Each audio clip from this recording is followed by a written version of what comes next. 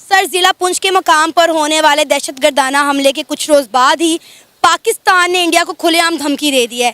DGISPR ने press conference करते हुए कहा है कि अगर इंडिया ने किसी मिसअंडरस्टैंडिंग या गलतफहमी में आते हुए कोई मुहिम जोई करने का इरादा किया तो पाकिस्तान भारत को मुंह तोड़ जवाब देगा।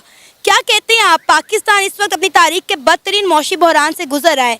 क्या पाकिस्तान इस वक्त इंडिया या किसी भी मुल्क से किसी तरह की दुश्मनी मोल लेने की ताकत रखता है? इस हालत में हैं हम। आपके पास इतनी ताकत नहीं है कि आप उनको आंखें भी दिखा सकें। आप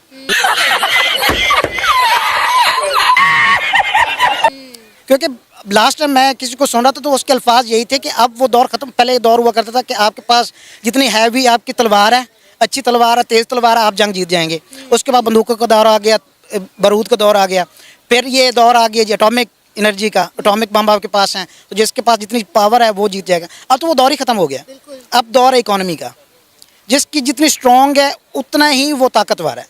पहले आप उनकी इकोनॉमी का मुकाबला करें, ठीक है। अब वो देखें कि उन्होंने दुनिया की सबसे बेस्ट जो गाड़ी है रेंज रोवर, उसका ऑनर कहाँ पे है?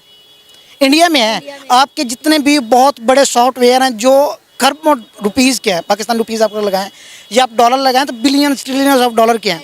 उनके CEO, गूगल का CEO कौन है? इंडियन, ठीक है। अब फेसबुक का कोई है आपका क्वार्टर पाकिस्तान में?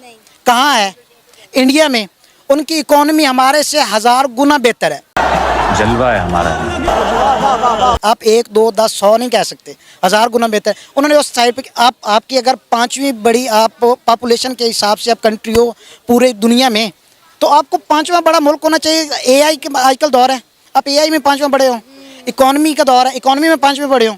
आप 50s की रेंज में जा रहे हैं। तो आप जब तक अपनी इकोनॉमी स्ट्रॉन्ग नहीं करते, जब तक आप अपने ये स्टेबल नहीं होती, ये हमारी जो करंट सो कॉल्ड हुकूमत है जो भी हो, वो जब तक स्टेबल नहीं होती, जब तक आपकी इकोनॉमी स्टेबल नहीं होती, उस वक्त तक आप किसी को आंखें छोड़ो, आप सोच भी नहीं सकते। अच्छा, इंडिया से इतनी खारबाजी के बावजूद अभी तक हम मेडिसिन तो इंडिया की इस्तेमाल कर रहे हैं। कितनी चीज़ें इंडिया से आ रही हैं लेकिन दुबई के रास्ते से आ रही हैं। अगर इतने मसले मसाइल हैं इंडिया के साथ, ट्रेड आप वैसे ही बंद कर बैठे हैं, तो ये मामला भी ख़त्म कर देना। ये क्यों चला रहे हैं? अगर आपको इंडिया से इतनी खारबाजी है तो इंडिया की दवाइयाँ क्यों खा रहे हैं आप लोग? इनको इंडिया की दवाई भी और भी बहुत कुछ खाना पड़ेगा। 1 दिन, 2 दिन, महीना, साल, 3 साल बाद इलेक्शन तो होने हैं ना। तो एक आपको चाहिए, मैं एक आम अल्फाज इस्तेमाल करता हूँ, चूरन। हमारी कौम को चाहिए होता है चूरन, और वो चूरन यही है कि हम किसी के साथ ताल्लुकात बिगाड़ते जाएंगे, वो चूरन बनता जाएगा। जब तक हमारे ये हुक्मरान है ना, आपको दवाई भी वहीं से खानी पड़ेगी और गाली भी वहीं से खानी पड़ेगी।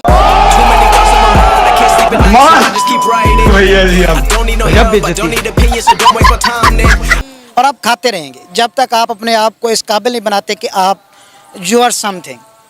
कुछ तो कम से कम 0 तो ना हो। अभी तो हम माइनस से भी नीचे चले गए हैं।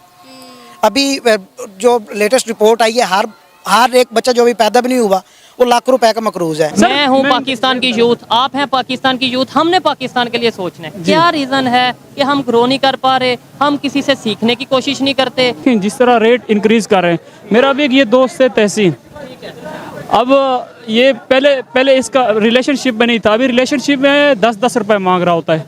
इसकी कंडीशन इतनी पतली हो गई भाई कि मस्जिद के बाहर बैठकर आराम से मिलते हैं, तो मेहनत क्यों करे बंदे?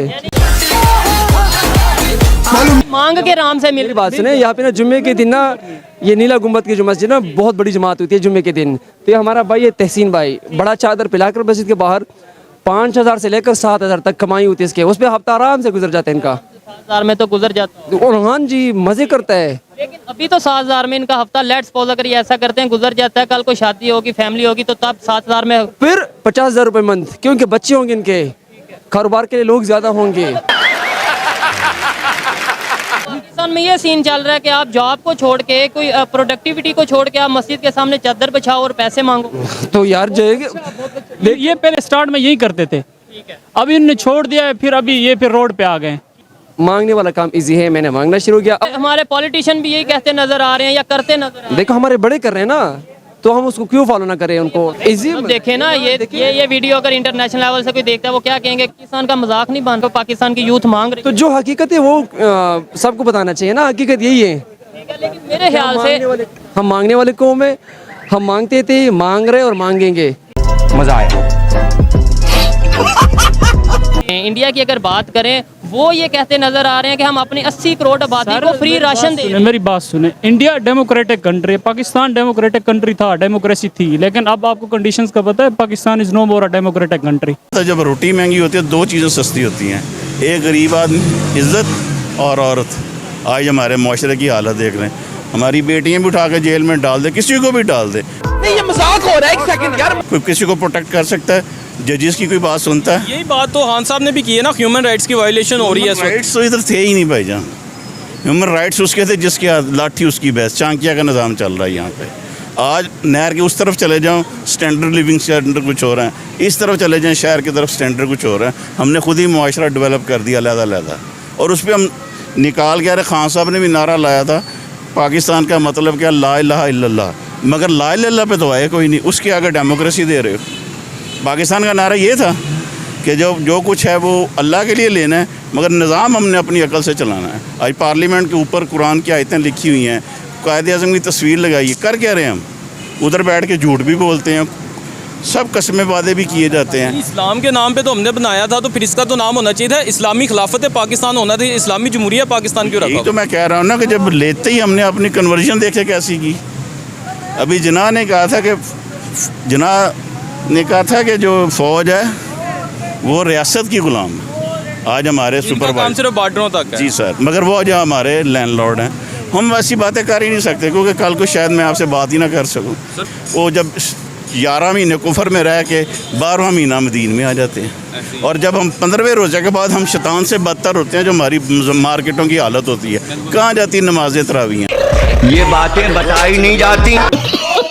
इंडिया से खबर आई है, उन्होंने ये अभी स्टेटमेंट दी है उनके फॉरेन मिनिस्टर ने कि हमारे जो प्राइम मिनिस्टर हैं या इंडियन गवर्नमेंट है वो इतनी पावर रखती है कि वो पूरे अमेरिका को फूड सप्लाई कर सकती है, वो पूरे जापान को जो सा घर बना के दे सकती है। मतलब एक इतनी वो ज़्यादा वो अपना जो सा उन्होंने अपनी इकॉनमी को मजबूत, और इसके अलावा फूड के हवाले से उन्होंने बात की कि दुनिया को फूड प्रोवाइड कर सकते हैं। क्या रीज़न है इसका? हाँ बिल्कुल, आपकी बात ठीक है, उनका विजन क्लियर है।